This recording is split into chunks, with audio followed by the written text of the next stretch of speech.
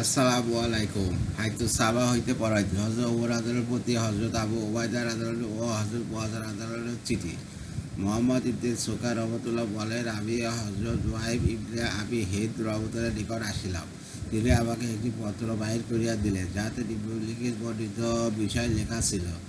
আবু ওবায়দা ইবনে জাররাহ ও মুআজ ইবনে জাবালের পক্ষ হইতে হযরত উমর ইবনে খাত্তাব রাদিয়াল্লাহু আনহুর প্রতি সালামুন আলাইকুম। আম্মাবাদ, আমরা প্রথম হইতে আপনাকে দেখে আসিতেছি যে আপনার নিকট আপনার নিজের নফসের সংশোধন অত্যন্ত গুরুত্বপূর্ণ বিষয়। আর এখন তো আপনার উপর সাদা কালো অর্থাৎ আরও বড় উম্মতের প্রত্যেক ব্যক্তির দায়িত্ব চাপানো হইয়াছে। আপনার মজলিসে উচ্চ শ্রেণী ও নিচু শ্রেণীর দোস্ত দুশ্মন সব ধরনের লোকের সমাগম হইয়া থাকে। তারা প্রত্যেকেই যাদের নিজ নিজ ইসলামের অংশ পাওয়া উচিত। এ ওপর আপনি তাদের সহিত কেমন চলিতেছেন তা খেয়াল রাখিবেন। আমরা আপনাকে সেই দিন সম্পর্কে সতর্ক করিতেছি, যে দিন সমস্ত চেহারা অবনত হইবে এবং অন্তরে ভয়ের চোটে শুকাইয়া যাইবে, এবং মানুষের সমস্ত দলিল প্রমাণ সেই বাদশাহের দলিল প্রমাণের সামনে নিশ্চিহ্ন হইয়া যাইবে, যিনি আপনার আজমত ও বরতের কারণে তাদের সকলের উপর ক্ষমতাবান ও পরাক্রান্ত হইবেন, এবং সমস্ত মাখলুক তার সম্মুখে অবনত হইবে। সকলেই তার রহমতের আশা করিবে, তার শাস্তিকে ভয় করিবে। আমরা পরস্পর এই হাদিস বর্ণনা করিতাম যে সেই জামানায় এই উম্মতের এইরূপ খারাপ অবস্থা হইবে যে মানুষ পরস্পরের উপরে উপরে বন্ধু হইবে আর ভিতরে ভিতরে শত্রু হইবে। আমরা যে আন্তরিকতার সহিত এই চিঠি লিখিতেছি, আপনি উহাকে অন্য কিছু ধারণা করিয়া বসেন, এই ব্যাপারে আমরা আল্লাহর পানা আশ্রয় চাইতেছি। আমরা এই চিঠি একমাত্র আপনার হিত কামনা করিয়া লিখিয়াছি। ওয়াসসালামু আলাইকা। হযরত ওমর আদালত তাদের উভয়ের উত্তরে লিখিলেন, ওমর ইবনে খাত্তাবের পক্ষ হইতে আবু উবাইদা ও মুআজের নিকট। সালামুন আলাইকুমা। আম্মাবাদ, আমি তোমাদের উভয়ের চিঠি পাইয়াছি। তোমরা উহাতে লিখিয়াছ যে তোমরা উভয়ে আমাকে প্রথম হইতে দেখিয়া আসিতেছ যে আমার নিকট আমার নিজের নফসের সংশোধন অত্যন্ত গুরুত্বপূর্ণ বিষয়। এখন আমার উপর সাদা কালো অর্থাৎ আরব অনারব উম্মতের প্রত্যেক ব্যক্তির দায়িত্ব চাপানো হইয়াছে। আমার মজলিসে উঁচু শ্রেণী ও নিচু শ্রেণী দোষ দুশ্মন সব ধরনের লোকের সমাগম হইয়া থাকে। তারা প্রত্যেকে তাদের নিজ নিজ ইসলামের অংশ পাওয়া উচিত। তোমরা উভয়ে ইহাও লিখিয়াছ যে হে ওমর, আপনি খেয়াল রাখিবেন যে আপনি তাদের সহিত কেমন চলিতেছেন। প্রকৃতপক্ষে আল্লাহ আজ্জা ও জাল্লার সাহায্যে ওমর সঠিক চলিতে পারে এবং ভুল ভ্রান্তি হইতে বাঁচিতে পারে। তোমরা উভয় লিখিয়াছ যে তোমরা আমাকে সেই দিন সম্পর্কে সতর্ক করিতেছ, যে দিন সম্পর্কে আমাদের পূর্বিকার সকল উম্মতকে সতর্ক করা হইয়াছে। পূর্বকাল হইতে এই নিয়ম চলিয়া আসিতেছে যে রাত্র দিনের পরিবর্তন উহা নির্ধারিত সময়ে মানুষের দুনিয়া হইতে বিদায় গ্রহণ প্রত্যেকে দূরবর্তীকে নিকটে লইয়া আসিতেছে, প্রত্যেক নতুনকে পুরাতন করিয়া দিতেছে ও প্রত্যেক ওয়াদাকে টানিয়া আনিতেছে। এভাবে চলিতে থাকিবে, সবশেষে সমস্ত মানুষ বেহেশত ও দুজকের মধ্যে স্ব স্থানে পৌঁছাইয়া যাইবে। তোমরা লিখিয়াছ, তোমরা আমাকে এই ব্যাপারে সতর্ক করিতেছ যে শেষ জামানায় এই উম্মতের এইরূপ খারাপ অবস্থা হইবে যে মানুষ পরস্পর উপরে উপরে বন্ধু হইবে আর ভিতরে ভিতরে শত্রু হইবে। কিন্তু না, তোমরা সেই সমস্ত খারাপ লোকের অন্তর্ভুক্ত, আর না বর্তমান জামানা সেই খারাপ জামানা। এইরূপ অবস্থা তো সেই জামানাই হইবে যখন মানুষের মধ্যে আগ্রহ ও ভয় অনেক হবে, কিন্তু পরস্পর একে অপরের সেই সাক্ষাতের আগ্রহ শুধু দুনিয়ার স্বার্থে হইবে। তোমরা আমাকে লিখিয়াছ, তোমরা উভয়ে আমাকে এই ব্যাপারে আল্লাহ তাআলা আশ্রয় দিতেছ যে তোমরা তো এই চিঠি আন্তরিক সহানুভূতি ও হিত কামনার উদ্দেশ্যে লিখিতেছ, কিন্তু আমি যেন উহাকে অন্য কোনো কিছু ধারণা করিতে না বসি। তোমরা ঠিকই লিখিয়াছ, অতএব তোমরা আমাকে চিঠি লিখা বন্ধ করিও না, কেননা আমি তোমাদের নসিহতের মুখাপেক্ষী। ওয়াসসালামু আলাইকুমা। হযরত আবু উবাইদা ইবনে জাররাহ রাদিয়াল্লাহু নসিহত। সাঈদ ইবনে মুসাইব রহমতুল্লাহ বলেন, হযরত আবু উবাইদা রাদিয়াল্লাহু আনহু যখন জর্দানে পেলের রোগে আক্রান্ত হইলেন, তখন সেখানকার মুসলমানদিগকে ডাকিয়া বলিলেন, আমি তোমাদিগকে ওসিয়ত করিতেছি, যদি তোমরা উহা গ্রহণ করো তবে সর্বদা কল্যাণের উপর থাকিবে। উহা এই যে নামাজ কায়েম করিবে, রমজান মাসে রোজা রাখিবে, জাকাত আদায় করিবে, হজ ও উমরা করিবে, পরস্পর একে অপরকে নেক কাজের জন্য বলিতে থাকিবে, আপন আমিনদের মঙ্গল কামনা করিতে থাকিবে, তাদেরকে ধোঁকা দিবে না, আর দুনিয়া যেন তোমাদেরকে আখেরাত হইতে গাফিল না করে। কেননা যদি কোনো মানুষের বয়স 1000 বছরও হয়, একদিন না একদিন তাহাকে তা আবার এই ঠিকানায় উপনীত হইতে হইবে, যা তোমরা দেখিতেছ। আল্লাহ তাআলা বনি আদমের জন্য মৃত্যু লিখিয়া দিয়াছেন, অতএব তারা সকলে অবশ্যই মৃত্যুবরণ করিবে। আর বনি আদমের মধ্যে সর্বাপেক্ষা বিচক্ষণ ব্যক্তি সে, যে আপন রবে সর্বাপেক্ষা অনুগত এবং নিজে আখিরাতের জন্য সর্বাপেক্ষা আমলকারী হয়। ওয়াসসালামু আলাইকুম ওয়া রাহমাতুল্লাহি। হে মুআজ ইবনে জাবাল, তুমি আমার স্থলে লোকদের নামাজ পড়াও। অতএব হযরত আবু উবাইদা রাদিয়াল্লাহু আনহু ইন্তেকাল হইয়া গেলে হযরত মুআজ ইবনে জাবাল রাদিয়াল্লাহু আনহু লোকদের মধ্যে দাঁড়াইয়া বলিলেন, হে লোক সকল, তোমরা আল্লাহ তাআলার সামনে নিজেদের গুনাহসমূহ হইতে তওবা করো। কারণ যে ব্যক্তি আপন গুনাহ হইতে তওবা করিয়া কিয়ামতের দিন আল্লাহর সহিত সাক্ষাৎ করিবে, আল্লাহ তাআলা সাব্যস্ত করিয়াছেন যে তাকে ক্ষমা করিয়া দিবেন। যার উপর করজ বা ঋণ হইয়াছে তার উচিত ঋণ পরিশোধ করিয়া দেওয়া, কারণ বান্দা আপন ঋণের কারণে আটক হইয়া থাকিবে। আর যে ব্যক্তি আপন মুসলমান ভাইয়ের সহিত সম্পর্ক ছিন্ন করিয়া রাখিয়াছে তাহার উচিত সেই ভাইয়ের সহিত সাক্ষাৎ করিয়া মুসাফা করিয়া লয়। কারণ কোনো মুসলমানের জন্য উচিত নয় যে সে তার অপর মুসলমান ভাইকে 3 দিনের অধিক পরিত্যাগ করিয়া রাখে। হে মুসলমানগণ, তোমরা এমন এক ব্যক্তির মৃত্যুতে আঘাতপ্রাপ্ত হইয়াছ, যাহার সম্পর্কে আমার পূর্ণ বিশ্বাস এই যে তার অপেক্ষা দিল ফিতনা ফাসাদ হইতে দূরে অবস্থানকারী, সাধারণ মানুষের প্রতি সর্বাধিক ভালোবাসা পোষণকারী ও তাদের জন্য সর্বাধিক মঙ্গলকামী আমি আর কাউকে দেখি নাই। অতএব তাহার জন্য রহমতের দোয়া করো এবং তার জানাজায় অংশগ্রহণ করো। নিয়াজুরুল নাজরা খলিফা ও আমিদের জীবন চরিত্র। হযরত আবু বকর রাদিয়াল্লাহু জীবন চরিত্র। হযরত ইবনে আম্মর রাদিয়াল্লাহু, হযরত আয়েশা রাদিয়াল্লাহু আনহা ও হযরত ইবনে মুসাইব রাদিয়াল্লাহু আনহু প্রমুখ হইতে বর্ণিত হইয়াছে। তাদের একের হাদিস অন্যের হাদিসের সহিত বিস্তৃত হইয়া গিয়াছে। উল্লেখিত হযরতগণ বর্ণনা করেন, হিজরতের 11 বছর বাড়ি রবিউল আউয়াল সোমবার দিন রাসূলুল্লাহ সাল্লাল্লাহু আলাইহি ওয়াসাল্লামের ইন্তেকাল হইয়াছে। সেই দিনই হযরত আবু বকর রাদিয়াল্লাহু আনহু এর বায়াত সংগৃহীত হইয়াছে। তিনি সেই সময় তার বনু হারেস ইবনে খায়জা গোত্রীয় স্ত্রী হযরত হাবিবা ইবনে খারেজা ইবনে যায়েদ ইবনে আবি জুবাইর রাদিয়াল্লাহু আনহুর নিকট সুন্নাহ মহল্লায় থাকিতেন। নিজের থাকার জন্য সেখানে পশমের তৈরি একটি তাঁবু টানিয়া রাখিয়াছিলেন। মদিনায় নিজের বাড়িতে স্থানান্তরিত হওয়া পর্যন্ত সেখানে অতিরিক্ত কিছু করেন নাই। বায়াতের পর 6 মাস পর্যন্ত সুনায় অবস্থান করিয়াছেন। প্রায় সময় সকালবেলা পায়দল মদিনায় যাইতেন, কখনো নিজের ঘোড়ায় চড়িয়া যাইতেন। তাহার পরিধানে একটি লুঙ্গি ও গায়ে গেরুয়া রঙের একটি চাদর থাকিত। এইভাবে মদিনায় আসিতেন এবং লোকদের নামাজ পড়াইতেন। এশার নামাজ পড়ায় সুরাতেই নিজের পরিবারের নিকট ফিরিয়া যাইতেন। যখন যখন তিনি স্বয়ং মদিনায় উপস্থিত থাকিতেন তখন নিজেই লোকদের নামাজ পড়াইতেন, আর যখন তিনি নিজে উপস্থিত থাকিতেন না তখন হযরত ওমর ইবনে খাত্তাব রাদিয়াল্লাহু আনহু নামাজ পড়াইতেন। জুমার দিন দিনের প্রথম অংশে সুন্নাতেই থাকিতেন। নিজের মাথায় ও দাড়িতে মেহেদি লাগাইতেন। তারপর জুমার জন্য যাইতেন এবং লোকদের জুমার নামাজ পড়াইতেন। হযরত আবু বকর রাদিয়াল্লাহু আনহু ব্যবসায়ী মানুষ ছিলেন। প্রতিদিন বাজারে যাইয়া বেচাকেনা করিতেন। তাহার একটি বকরীর পাল ছিল। প্রত্যেক সন্ধ্যায় তাহার নিকট ফিরে আসিতে কখনো নিজেকে চড়াইতে যাইতেন, আর কখনো অন্য কেউ চড়াইতে যাইত। নিজের মহল্লাবাসীদের বকরীর দুধ দহন করিয়া দিতেন। আর যখন তিনি খলিফা হইলেন তখন মহল্লার এক মেয়ে বলিল, হযরত আবু বকর রাদিয়াল্লাহু আনহু তো খলিফা হইয়া গিয়াছেন, এখন আমাদের বকরীর দুধ কেউ দহন করিয়া দিবে না? হযরত আবু বকর রাদিয়াল্লাহু আনহু উহা শুনিয়া বলিলেন, না, আমার জিন্দেগীর কসম, আমি তোমাদের বকরীর দুধ অবশ্যই দহন করিয়া দিব। আমি আশা করি যে খেলাফতের দায়িত্ব আমাকে আমার ভূমিকার উত্তর চরিত্র হইতে একটু সরাইতে পারিবে না। সুতরাং তিনি খলিফা হওয়ার পরও তিনি মহল্লাবাসীদের বকরীর দুধ দহন করিয়া দিতেন। কখনো মহল্লার মেয়েকে রহস্য করিয়া বলিতেন, এই মেয়ে ফেরা তুলিয়া দহন করিয়া দিব, না ফেরা ব্যতীত? মেয়ে বলিল, ফেরা তুলিয়া দহন করুন। আবার কখনো বলিত, ফেরা ব্যতীত দহন করুন। যেমন বলিত তেমনই দহন করিয়া দিতেন। সোডা মহল্লায় এইভাবে 6 মাস কাটার পর মদিনায় চলিয়া আসিলেন এবং স্থায়ীভাবে মদিনায় থাকিতে আরম্ভ করিলেন। তারপর তিনি নিজের খেলাফতের বিষয়ে চিন্তা করিয়া বলিলেন, আল্লাহর কসম, ব্যবসায় মজবুত থাকিয়া লোকদের কাজ সঠিকভাবে করা সম্ভব হইবে না। তাদের কাজ তো তখনই সঠিকভাবে করা সম্ভব হইবে যখন আমি ব্যবসা ছাড়িয়া সম্পূর্ণভাবে মুসলমানদের কাজের জন্য অবসর হইয়া যাইব এবং তাদের কাজের চিন্তাভাবনা করিব। কিন্তু আমার পরিবার ও পরিজনের চলার উপযোগী খরচের প্রয়োজন। এই সকল বিষয় চিন্তা করিয়া তিনি ব্যবসা ছাড়িয়া দিলেন এবং মুসলমানদের বাইতুল মাল হইতে দৈনিক এই পরিবার ভাতা হিসেবে লইতে আরম্ভ করিলেন, যাতে তার ও তার পরিবারের একদিনের প্রয়োজন মিটিতে পারে এবং সেই ভাতা হইতে হজ ও উমরাও করিতে পারেন।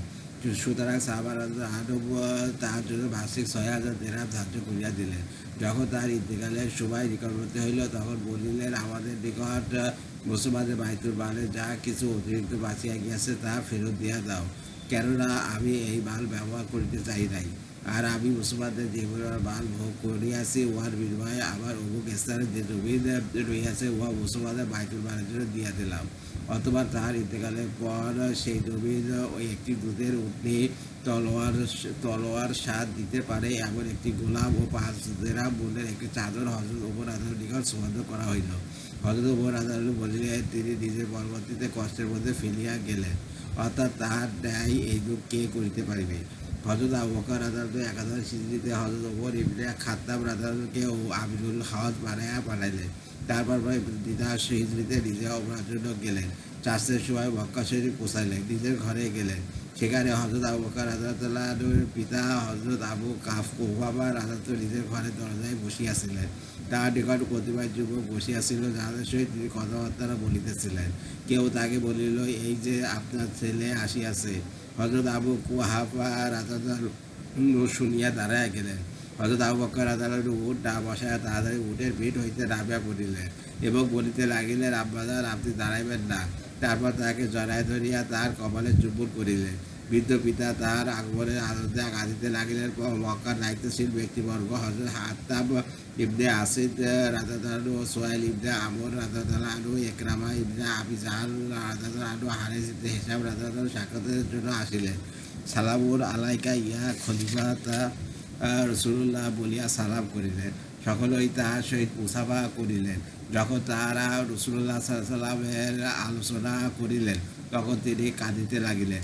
তারপর তারা হযরত আবু কুহাফা রাদিয়াল্লাহুকে সালাম করিলেন। হযরত আবু কুহাফা রাদিয়াল্লাহু হযরত আবু বকর রাদিয়াল্লাহু নাম লইয়া বলিলেন, হে আতিক, ইহারা মক্কা সর্দার, ইহাদের সেই সদ্ব্যবহার করিও।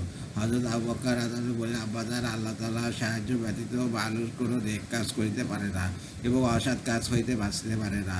আমার উপর তো অনেক বড় দায়িত্ব চাপানো হইয়াছে, যা পরিপূর্ণভাবে পালন করার শক্তি আমার মধ্যে একেবারেই নাই। তবে একমাত্র আল্লাহ তাআলার সাহায্যে তা পালন করা সম্ভব হইতে পারে। অতঃপর হযরত আবু বকর রাদিয়াল্লাহু ঘরে প্রবেশ করিলেন এবং গোসল করিয়া বাইরে আসিলেন। তাহার সঙ্গীগণ পিছনে পিছনে চলিতে লাগিলে তিনি তাহাদিগকে সরাইয়া দিলেন এবং বলিলেন, স্বাভাবিকভাবে চলো, আমার পিছনে ভিড় করার প্রয়োজন নাই।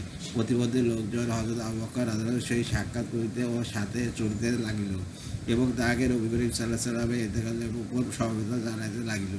আর তিনি কাঁদিতে কাঁদিতে চলিতেছিলেন। অবশেষে বাইতুল্লাহতে পৌঁছাইলেন এবং তওয়াফ করার জন্য ইজতেমা করিলেন, অর্থাৎ ইহরামের চাদরকে রাজ ভবনের নিচ দিয়া আনিয়া বাম কাঁধের উপর রাখিলেন। তারপর হযরত আসওয়াদ চুম্বন করত 7 চক্কর সম্পন্ন করিলেন, অথবা 2 রাকাত নামাজ পড়িয়া নিজ ঘরে ফিরে আসিলেন। জোহরের সময় হইলে ঘর হইতে বাহিরে আসিলেন এবং বাইতুল্লাহ তওয়াফ করিয়া দারুল নাদওয়ার নিকট বসিলেন এবং বলিলেন, কেউ আছে কি কোনো জুলুমের নালিশ জানাইবে অথবা কোনো হকের দাবি জানাইবে? কিন্তু কেউ আসিল না। উহাতে লোকেরা তাহাদের আমির হযরত আত্তাব ইবনে আসিদ রাদিয়াল্লাহু প্রশংসা করিল। তারপর তিনি আসরের নামাজ পড়াইয়া বসিলেন এবং লোকেরা তাহাকে বিদায় জানাইল। অথবা তিনি মক্কা হইতে রওনা হইয়া মদিনা ফিরিয়া আসিলেন। বিদায় সিজদা তিনি লোকদের সহিত স্বয়ং হজ করেন এবং শুধু হজের ইহরাম অর্থাৎ ইয়াফরাত হজের ইহরাম বাঁধেন এবং হযরত ওসমান ইবনে আফফান রাদিয়াল্লাহুকে মদিনাতে নিজের নায়েব নিযুক্ত করেন। ইবনে সাদ হযরত উমাইর ইবনে সাদ আনসারী রাদিয়াল্লাহু ঘটনা। আন তারা রহমতুল্লাহ বলেন, হযরত উমাইর ইবনে সাদ আনসারী রাদিয়াল্লাহুকে হযরত উমর ইবনে খাত্তাব রাদিয়াল্লাহু হিমসের গভর্নর বানাইয়া পাঠাইলেন। তিনি সেখানে 1 বছর থাকিলেন, কিন্তু এই 1 বছর যাবৎ তাহার পক্ষ হইতে কোনো সংবাদ আসিল না। হযরত উমর রাদিয়াল্লাহু তাহার পত্রলেখক মনুষ্যকে বলিলেন, উমরের নিকট চিঠি লেখো, আল্লাহর কসম, তা আমার মনে হয় সে আমাদের সহিত খেয়ানত করিয়াছে। চিঠির বিষয়বস্তু এইরূপ ছিল, চিঠি পাওয়া মাত্র আমার নিকট চলে আসিবে এবং আমার চিঠি পড়া মাত্রই তুমি মুসলমানদের গরিবদের মাল হইতে যা কিছু জমা করিয়াছ তা সম্পূর্ণ সঙ্গে লইয়া আসিবে। হযরত উমাইর রাদিয়াল্লাহু চিঠি পড়া মাত্রই নিজের চামড়ার থলির ভিতর পথের খাবার ও পেয়ালা ভরিয়া উহার সহিত ওজন লোটা বাঁধিয়া লইলেন এবং হাতের লাঠি লইয়া হেমস হইতে পায়দল লড়া হইয়া গেলেন। এইভাবে যখন মদিনায় পৌঁছাইলেন তখন তাহার গায়ের রং বিবর্ণ হইয়া গিয়াছিল এবং চেহারা ধূলিযুক্ত ও চুল লম্বা হইয়া গিয়াছিল। তিনি হযরত উমর রাদিয়াল্লাহু খেদমতে উপস্থিত হইয়া বলিলেন, আসসালামু আলাইকা ইয়া আমিরুল মুমিনিন। ওয়া রাহমাতুল্লাহি ওয়া বারাকাতুহু। হযরত ওমর রাদিয়াল্লাহু বললে তোমার কি অবস্থা? হযরত ওমর রাদিয়াল্লাহু বলিলেন তা আপনি আমার কি অবস্থা দেখিতে পাইতেছেন? আপনি দেখিতেছেন না যে আমি সুস্থ শরীরে পাক পবিত্র রক্তের রহিয়াছি, আর আমার সেই দুনিয়া রহিয়াছে, যাকে লাগাম ধরিয়া টানিয়া আনিয়াছি। হযরত ওমর রাদিয়াল্লাহু ধারণ করিলেন তিনি হয়তো অনেক মাল সম্পদ আনিয়াছেন, অতএব জিজ্ঞাসা করিলেন তোমার সঙ্গে কি আছে? হযরত ওমর রাদিয়াল্লাহু তাআলা বলিলেন আমার সহিত আমার থলি আছে, যাহাতে পথের মতো খাবার ও পেয়ালা রাখি, পেয়ালার মধ্যে খাবারও খাই, আবার উহাতে এই নিজের কাপড় চাপড় ধৌত করি। একটা লোটা রইয়াছে যাহাতে উজু ও খাওয়ার পানি রাখি, আর আমার একটি লাঠি আছে যাহাতে হেরাত দিয়া দাঁড়ায় এবং ছোট শত্রুর সম্মুখীন হইলে উহা দ্বারা মোকাবেলা করি। আল্লাহর কসম সমস্ত দুনিয়া আমার এই কয়টি সামানের অধীন রইয়াছে, অর্থাৎ দুনিয়ার সমস্ত প্রয়োজন আমার এই কয়টি জিনিসের দ্বারা পূরণ হইয়া যায়। হযরত ওমর রাদিয়াল্লাহু জিজ্ঞাসা করিলেন তুমি কি সেখান হইতে পায়দল অর্থাৎ পায়ে হাঁটিয়া আসিয়াছ? তিনি উত্তর দিলেন হ্যাঁ। হযরত ওমর রাদিয়াল্লাহু জিজ্ঞাসা করিলেন সেখানে এমন কোনো লোক ছিল না যে তোমাকে আরোহণের জন্য একটি জানোয়ার দিতে পারে? তিনি উত্তর দিলেন সেখানকার লোকেরা আমাকে দেয় নাই, আর আমিও তাদের নিকট চাই নাই। হযরত ওমর রাদিয়াল্লাহু বলিলেন অত্যন্ত খারাপ মুসলমান যা তাহারা যাহাদের নিকট হইতে তুমি আসিয়াছ, তুমি তাহাদের গভর্নর হওয়া সত্ত্বেও তাহারা তোমার কোনো খেয়াল করিল না। হযরত ওমর রাদিয়াল্লাহু বললেন হে ওমর, আল্লাহকে ভয় করুন। আল্লাহ তাআলা আপনাকে গীবত পরনিন্দা করিতে নিষেধ করিয়াছেন। আমি তাদেরকে ফজরের নামাজ পড়িতে দেখিয়া আসিয়াছি। হাদিস শরীফে আসিয়াছে যে ব্যক্তি ফজরের নামাজ পড়ে সে আল্লাহ তাআলার দায়িত্বে আসিয়া যায়। হযরত ওমর রাদিয়াল্লাহু বললেন আমি তোমাকে কোথায় পাঠাইয়াছিলাম? তাবারানীর বিরতে আছে। হযরত ওমর রাদিয়াল্লাহু বলিলেন আমি তোমাকে যা উসুল করিয়া আনিতে পাঠাইয়াছিলাম তাহা কোথায়, আর তুমি সেখানে কি করিয়াছ? তিনি বললেন হে আমিরুল মুমিনিন, আপনি কি জিজ্ঞাসা করিতেছেন আমি বুঝিতে পারিতেছি না। হযরত ওমর রাদিয়াল্লাহু আশ্চর্য হইয়া বললেন সুবহানাল্লাহ। হযরত ওমর রাদিয়াল্লাহু বলিলেন আপনি মনে ব্যথা পাইবেন এই আশঙ্কা না হইলে আমি আপনাকে বলিতাম না। আপনি যখন আমাকে পাঠাইলেন তখন আমি সেখানে পৌঁছায় সেখানকার নেককার লোকদেরকে একত্রিত করিয়াছি এবং তাদেরকে মুসলমানের গনিমতের মাল জমা করার দায়িত্ব দিয়াছি।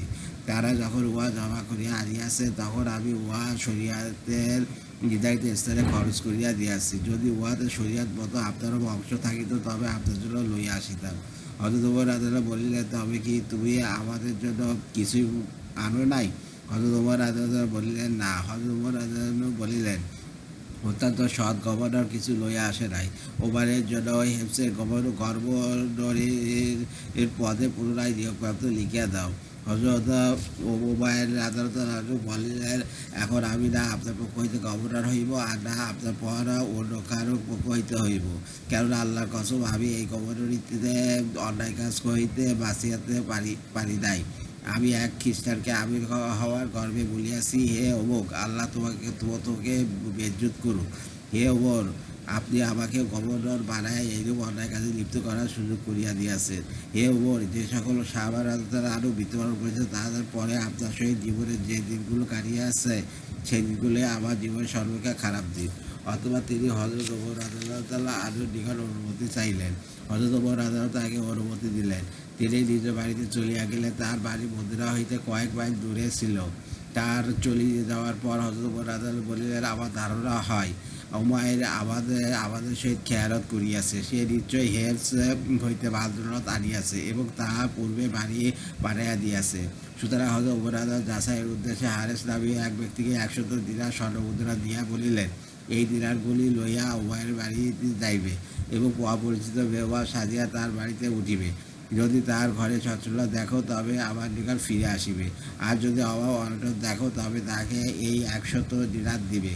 হারেস রাদিয়াল্লাহু সেখানে গেলেন এবং দেখিলেন উমাইর রাদিয়াল্লাহু দেয়ালের এক কোণায় বসিয়া জাবর উকুন বাছিতেছেন। হারেস রাদিয়াল্লাহু যাইয়া তাকে সালাম দিলেন। হযরত উমাইর রাদিয়াল্লাহু তাহার সালামের উত্তর দিয়া বলিলেন আসো, আমাদের মেহমান হইয়া থাকো।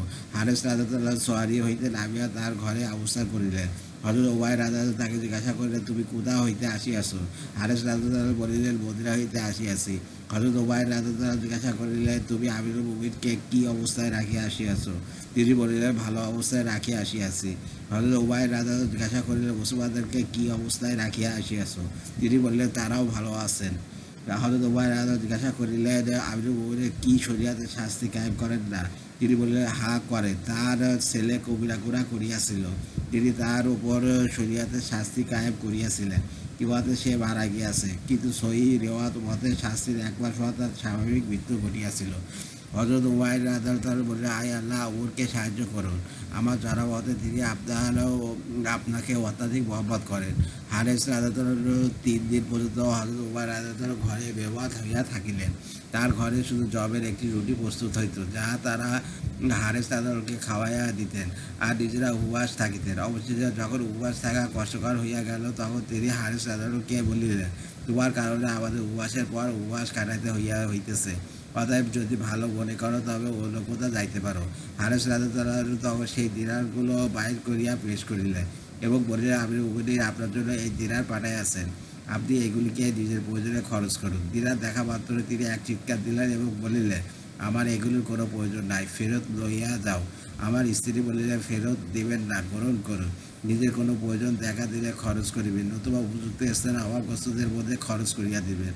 হযরত উমাইর রাদিয়াল্লাহু বলিলেন, আল্লাহর কসম, আমার নিকট এমন কোনো পাত্র নাই যাহাতে এগুলিকে রাখিব। উহা শুনিয়া তাহার স্ত্রী নিজের কামিজের নিচের অংশ ছিঁড়ে এক টুকরা কাপড় তাকে দিলেন। তিনি উহাতে দিনারগুলো লইয়া সঙ্গে সঙ্গে ঘর হইতে বাহির হইয়া গেলেন এবং শহীদদের সন্তানদের গরিবদের মধ্যে সমস্ত দিনার বন্টন করিয়া দিয়া ঘরে ফিরিয়া আসিলেন।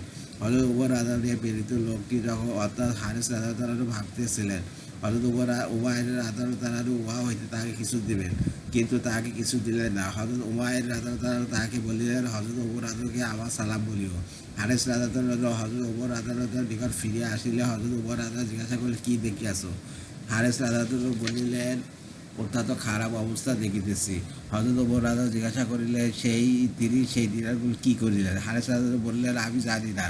হযরত উমর রাদিয়াল্লাহু চিঠি লিখিলেন যে, আমি চিঠি পাওয়া মাত্র উহা রাখার পূর্বে আমার নিকট চলিয়া আসো। হযরত উমাইর রাদিয়াল্লাহু হযরত উমর রাদিয়াল্লাহু নিকট আসিলেন। হযরত উমর রাদিয়াল্লাহু তাহাকে জিজ্ঞাসা করিলেন, তুমি সেই দিনারগুলি কি করিয়াছ? তিনি বলিলেন, আমার যা ইচ্ছা হইয়াছে করিয়াছি। আপনি কেন দিনার সম্পর্কে জিজ্ঞাসা করিতেছেন? হযরত উমর রাদিয়াল্লাহু বলিলেন, আমি তোমাকে কসম দিয়া বলিতেছি, তুমি সেই দিনারগুলি কি করিয়াছ তা অবশ্যই আমাকে বলিবে।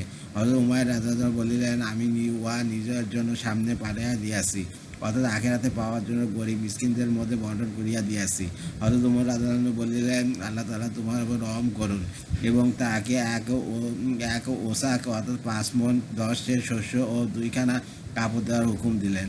হযরত উমাইর রাদিয়াল্লাহু বলিলেন, শস্যের আমার কোনো প্রয়োজন নাই, কারণ আমি ঘরে 2 সা অর্থাৎ 7 সের পরিমাণ জব রাখিয়া আসিয়াছি। উহা খাইয়া শেষ করার পূর্বে আল্লাহ তাআলা রিজিক পৌঁছাইয়া দিবেন, সুতরাং শস্য লইয়েন না, তবে কাপড় 2 খানা লইয়েন। এবং বলিলেন, অমুকের মা অর্থাৎ নিজের স্ত্রীর নিকট কাপড় নাই, তাকে দিয়া দিব। তারপর নিজের বাড়িতে ফিরে আসিলেন। এই কিছুদিন পর তার ইন্তেকাল হইয়া গেল। আল্লাহ তাআলা তাহার প্রতি রহম নাজিল করুন। হযরত উমাইর রাদিয়াল্লাহু তার ইন্তেকালের খবর পাইয়া অত্যন্ত মর্মাহত হইলেন এবং তাহার জন্য মাগফিরাত ও রহমতের দোয়া করিলেন। অথবা তাহাকে দাফন করার জন্য মদিনা কবরস্থান জান্নাতুল বাকিতে পায়ে হাঁটিয়া গেলেন এবং তাহার সহিত আরও অনেকে পায়ে হাঁটিয়া গেল। হযরত উমর রাদিয়াল্লাহু নিজেদের সঙ্গীদেরকে বলিলেন, তোমাদের প্রত্যেক ব্যক্তি নিজের মনের আকাঙ্ক্ষা প্রকাশ করো। এক ব্যক্তি বললে, হে আমিরুল মুমিনিন, আমার মনের আকাঙ্ক্ষা এই যে আমার নিকট যদি আমার মাল দৌলত হইত, তবে আমি উহা দ্বারা এত গোলাম খরিদ করে মুগ্ধ করতাম। দ্বিতীয় ব্যক্তি বলিল, আমার মনের আকাঙ্ক্ষা এই যে যদি আমার নিকট অনেক মাল দৌলত হইত, তবে আমি উহা আল্লাহর রাস্তায় করিতাম। তৃতীয় ব্যক্তি বলিল, আমার আকাঙ্ক্ষা এই যে আমার শরীরে এই পরিমাণ শক্তি হইত যে আমি নিজে জমজমের পানি উঠে বাইতুল্লাহর হাজিদেরকে উহা পান করাইতাম।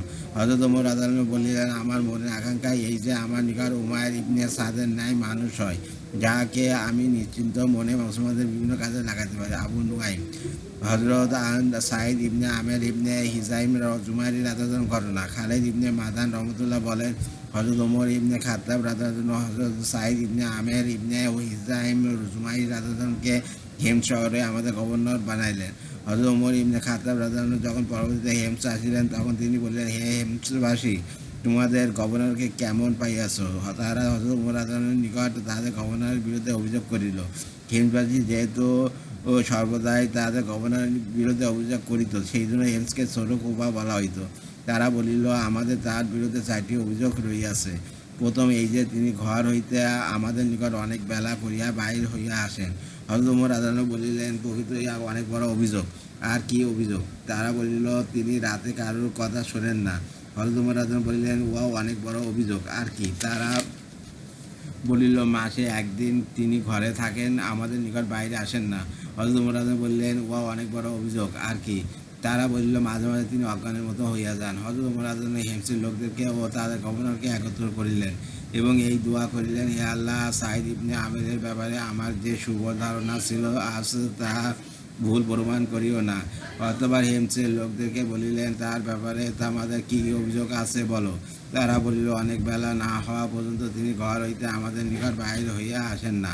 হযরত সাঈদ রাদিয়াল্লাহু বললেন, আল্লাহর কসম, উহার কারণ বর্ণনা করা আমি পছন্দ করিতাম না, কিন্তু বাধ্য হইয়া বর্ণনা করিতে হইতেছে। উহার কারণ এই যে, আমার পরিবারের জন্য কোনো খাদেম না থাকার কারণে আমি নিজে আটা গোলাইয়া উহাকে খামির বাসার জন্য কিছুক্ষণ অপেক্ষা করি।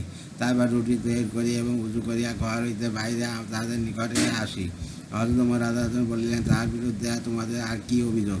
তারা বলিল, তিনি রাতে কোনো কারোর কথা শোনেন না। হযরত ওমর রাদিয়াল্লাহু বলিলেন, হে সাঈদ, তুমি এই ব্যাপারে কি বলো? হযরত সাঈদ রাদিয়াল্লাহু বলিলেন, ইহাও কারণও বর্ণনা করা আমি পছন্দ করি না। প্রকৃতপক্ষে আমি দিন রাত্রকে ভাগ করিয়া লইয়াছি, দিনের ভাগ লোকদের জন্য দিয়াছি এবং রাতের ভাগ আল্লাহ তাআলাকে দিয়াছি। হযরত ওমর রাদিয়াল্লাহু বলিলেন, তোমাদের আর কি অভিযোগ আছে? তারা বলিল, মাসে একদিন তিনি আমাদের নিকট বাইরে আসেন না। হযরত ওমর রাদিয়াল্লাহু বলিলেন, তুমি এই ব্যাপারে কি বলো? হযরত সাঈদ রাদিয়াল্লাহু বললেন, না আমার কোনো খাদেম আছে যে আমার কাপড় ধৌত করিয়া দিবে, আর না আমার নিকট অতিরিক্ত কোনো কাপড় আছে যা পরিধান করিয়া বাইরে আসতে পারি। এই জন্য আমি নিজের কাপড় ধৌত করি, তারপর উহা শুকাইবার অপেক্ষা করি। শুকাইবার পর মোটা কাপড় হওয়ার কারণে উহা শক্ত হইয়া যায়। উহা যেহেতু উহাকে রগড়াইয়া নরম করি, সারাদিন উহাতে ব্যয় হইয়া যায়। তারপর উহা পরিধান করিয়া সন্ধ্যায় লোকদের নিকট বাইরে আসি। হযরত ওমর রাদিয়াল্লাহু বলিলেন, তোমাদের আর কি অভিযোগ আছে? তারা বলিল, মাঝে মাঝে তিনি অজ্ঞান হইয়া যান। হযরত ওমর রাদিয়াল্লাহু বললেন, এই ব্যাপারে তুমি কি বলো? হযরত সাঈদ রাদিয়াল্লাহু বলিলেন, হযরত খুবাইব আনসারী রাদিয়াল্লাহু শহীদ হওয়ার সময় আমি মক্কায় ছিলাম। কুরাইশরা প্রথমে তাহার শরীরের বিভিন্ন স্থান থেকে গোশত কাটিয়া লইল। তারপর তাহাকে শুলিতে লটকাইয়া জিজ্ঞাসা করিল, তুমি কি উহা পছন্দ করিবে যে তোমার স্থান হযরত মুহাম্মদ সাল্লাল্লাহু আলাইহি ওয়াসাল্লাম হন, অর্থাৎ তোমার পরিবর্তে তোমার তাহাকে শরীরে চড়ানো হোক? হযরত খুবাইব রাদিয়াল্লাহু বললেন, আল্লাহর কসম, আমি তো উহা পছন্দ করিব না যে আমি আমার পরিবার পরিজনের নিকট থাকি আর উহার বিনিময়ে হযরত মুহাম্মদ সাল্লাল্লাহু আলাইহি ওয়াসাল্লাম শরীরে একটি কাঁটা ফুটে। অথবা তিনি উচ্চস্বরে অত্যন্ত জোশের সহিত বলিলেন, হে মুহাম্মদ, যখনই আমার দিনের কথা স্মরণ হয় আর মনে হয় যে আমি সেই অবস্থায় তার কোনো সাহায্য করি নাই, অবশ্যই তখনও আমি মুশরিক ছিলাম, ঈমান আনয়ন করিয়াছিলাম না। তখনও আমার মনে প্রবলভাবে এই খেয়াল আসে যে আল্লাহ তাআলা আমার এই গুনাহকে কখনো ক্ষমা করিবেন না। এই খেয়াল আসিতেই আমি অজ্ঞান হইয়া যাই। হযরত ওমর রাদিয়াল্লাহু সমস্ত অভিযোগের জবাব শুনিয়া বলিলেন, সমস্ত প্রশংসা আল্লাহ তাআলার জন্য, যিনি আমার বিচার বিবেচনাকে ভুল সাব্যস্ত করেন নাই। তাহার নিকট 1000 দিনার পাঠাইয়া দিয়া বলিলেন, এগুলি নিজের প্রয়োজনে খরচ করিও। তাহার স্ত্রী বললেন, সমস্ত প্রশংসা আল্লাহ তাআলার জন্য, যিনি আমাদেরকে আপনার খেদমতের উপকারিতা হইতে মুক্ত করিয়া দিয়াছেন। অর্থাৎ এখন এই দিনার দ্বারা ঘরের কাজের জন্য একজন খাদেম রাখিয়া লইব। হযরত সাঈদ রাদিয়াল্লাহু বলিলেন, তুমি কি উহা হইতে উত্তম জিনিস চাও? আর তা এই যে আমরা এই দিনারগুলি এমন ব্যক্তিকে দিয়া দেই যে আমাদের কঠিন প্রয়োজনের সময় ফেরত দিয়া দিবে। স্ত্রী বলিলেন, ঠিক আছে। তিনি নিজ পরিবারের বিভস্ত এক ব্যক্তিকে ডেকে আনিলেন এবং সমস্ত দিনার অনেকগুলো থলিতে ভরিয়া তাহাকে বলিলেন, এগুলো অমুক বংশের বিধবাদেরকে, অমুক বংশের এতিমদেরকে, অমুক বংশের মিসকিনদেরকে এবং অমুক বংশের বিপদগ্রস্ত লোকদেরকে দিয়া আসো। সামান্য কিছু দিনার বাঁচিয়া গিয়াছিল, সেইগুলি স্ত্রীকে দিয়া বলিলেন, এইগুলি তুমি খরচ করিও। তারপর তিনি নিজের শাসন কাজে মশগুল হইয়া গেলেন। কিছুদিন পর তাহার স্ত্রী বলিলেন, আপনি আমাদের জন্য কোনো খাদেম খরিদ করিবেন না? সেই দিনারগুলি কি করিলেন? হযরত সাঈদ রাদিয়াল্লাহু বলিলেন, সেগুলো তুমি অত্যন্ত প্রয়োজনের সময় পাইয়া যাইবে। হযরত আবু হুরায়রা রাদিয়াল্লাহু ঘটনা। সালাবা ইবনে আবি মালিক কুরাজি রহমতুল্লাহ বলেন, হযরত আবু হুরায়রা রাদিয়াল্লাহু মারওয়ানের স্থলে মদিনা গভর্নর ছিলেন। একদিন লাঠির বোঝা মাথা লইয়া বাজারে আসিলেন এবং রসিকতা করিয়া বলিলেন, হে ইবনে আবি মালিক, আমিরের জন্য রাস্তা করিয়া দাও। আমি বলিলাম, এই রাস্তা তো আমিরের জন্য যথেষ্ট। তিনি বলিলেন, আরে আমিরের মাথায় লাঠির বোঝা দেখিতেছ না? কাজেই এই রাস্তা যথেষ্ট নয়, রাস্তা প্রশস্ত করিয়া দাও। হিল ইয়া সমাপ্ত। এই হচ্ছে আপনার হাইতুসাবা দ্বিতীয় খণ্ড সমাপ্ত হয়ে গেল। আর এর পরবর্তীতে আপনার হচ্ছে এর থেকে পড়া হবে আপনার হচ্ছে এই বইটা হাইতুসাবা রাদিয়াল্লাহু দ্বিতীয় খণ্ড থেকে পড়া হয়েছে। এটা লিখেছে হচ্ছে হযরত মাওলানা মোহাম্মদ ইউসুফ সাহেব কান্দাবী রহমতুল্লাহ। আর আর এর পরবর্তীতে আপনাদের হাইতুসাবা তৃতীয় খণ্ড থেকে পড়া হবে। সবাই ভুল ভ্রান্তি হলে মাফ করে দেবেন, অনেক বড় জার্নি ছিল। আর তৃতীয় খণ্ড থেকে পড়া হবে আগামী পর্ব থেকে। আর সবাই ভালো থাকবেন। আর আমার ইউটিউব চ্যানেল রিপন কুরাজ, ওইটাকে সাবস্ক্রাইব করবেন, দয়া করে লাইক কমেন্ট শেয়ার দেবেন আমার ভিডিওতে, এতে আমি উৎসাহিত হই। রিপন কুরাজ আমার ফেসবুক পেজ, ওইটাকে আপনারা ফলোতে রাখবেন। সবাই ভালো থাকবেন, সুস্থ থাকবেন এবং স্বাভাবিক থাকবেন। আল্লাহ হাফেজ।